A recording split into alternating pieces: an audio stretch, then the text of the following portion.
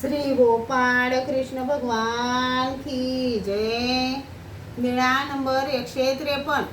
मडाईसाच्या वस्त्रपूजेचा स्वीकार। देवगिरीच्या राजाचे अर्थमंत्री गदो नायक यांना अटक झाली होती। मग त्यांनी गावाला आपली पत्नी मडाईसा हिला निरोप पाठवला की तुम्ही सर्वज्ञांच्या दर्शनाला जा, रेशमी काठाचे तलम सपूर वस्त्र न्या, चांगला उपार न्या, मग सर्वज्ञांना माझ्या सुटकेची विनंती करा। मग मडाईसाने उपार तयार केला, कावडीत ठेवला, रेशमी गाठ असलेले तलम सपूर 2 वस्त्रे घेतली। मग पालखीत बसून सर्वज्ञांच्या दर्शनाला आली। दरवाजाजवळ पालखीतून खाली उतरली। सर्वज्ञ बाहेरच्या ओट्यावर बसलेले होते।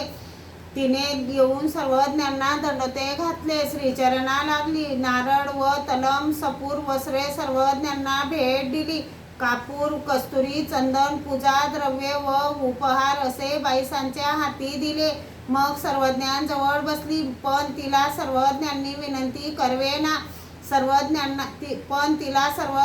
विनंती करवेना, गप्पच राहिली।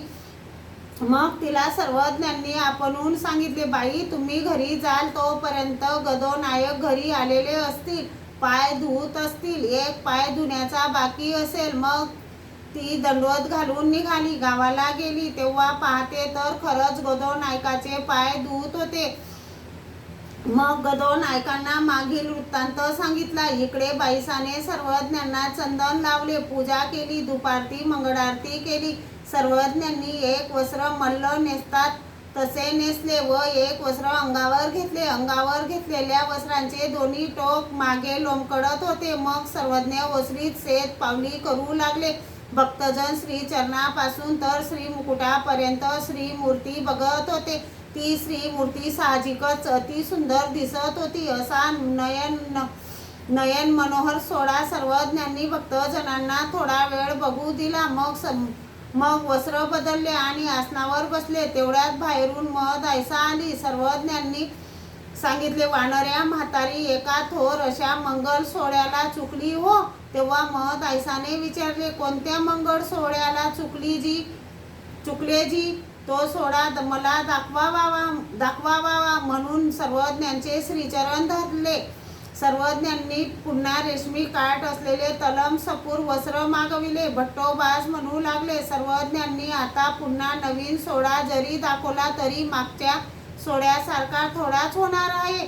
तेव्हा सर्वज्ञांनी मगापेक्षाही सुंदर सोहळा करून दाखवण्यासाठी चांगल्या प्रकाराने ती वस्त्रे पुन्हा परिधान केली व शेतपावली करू लागले। भक्तजन श्री चरणापासून तर श्री मुकुटा पावेतो श्रीमूर्ती पाहतच होते। सर्वज्ञांचा मनोधर्म असल्यामुळे पूर्वीपेक्षा विशेष असा सुंदर सोहळा महदायसासह सर्व भक्तजनांना पाहायला मिळाला। थोड्या वेळाने सर्वज्ञांनी हे वस्त्रे टाकून दुसरी वस्त्रे परिधान केली व आसनावर बसले। मग तो मंगल सोहळा महदायसा नेहमीच आठवीत होती। श्री गोपाळ कृष्ण भगवान की जय।